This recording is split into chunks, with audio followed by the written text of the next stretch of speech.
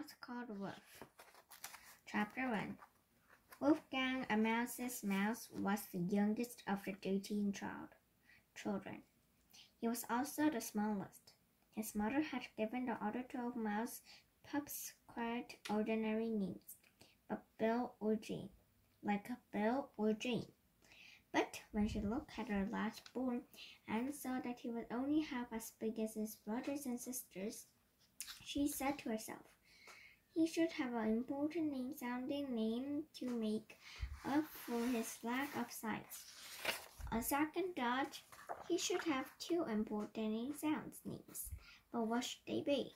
Now it happened that this particular Mother Mouse lived in a house belonging to a lady who played the piano. It was a grand piano that stood close to a living room wall, so that its left from the leg almost touched the molding. In the molding, hidden from the human eye by the piano leg, was a hole. In this hole lived a Mother Mouse whose name was Mary. One night, when the lady of the house had played a final tune of the piano and had gone to bed, Mary came out of the hole in the molding. She ran up the left front leg and onto the keyboard, which as unusual had been left open, and bounced along over the keys. But even though she was still heavy with the young, she was still much too light to make any noise. Then she saw that a single sheet of music had been left lying on the piano.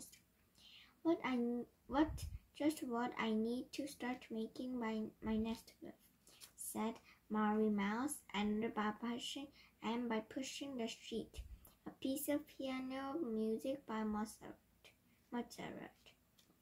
With a little 4 pounds, she managed to send it sailing down the floor because it was too big to drag through the mouse hole. She cut it up into smaller pieces with her sharp teeth and pulled the pieces inside. Over the next day, Mary threw the small pieces of paper into shreds, and with them built herself a most comfortable nest. In this a deal, of course. She gave birth to her 13 pups only when they were several days old, and she had made the decision that the 13th little must have not 1 but 2 names, unimportant sounding names that did something catch her eye. It was a scrap of the sheet music that had somehow escaped being chewed up, and it had some writing on it. Mary got out of her nest to inspect it. It said, Wolfgang Amadeus Mouse. Mary gave a squeak of delight. Perfect, she cried to all the blind and naked pups. Then she softly whispered into the littlest one's ear.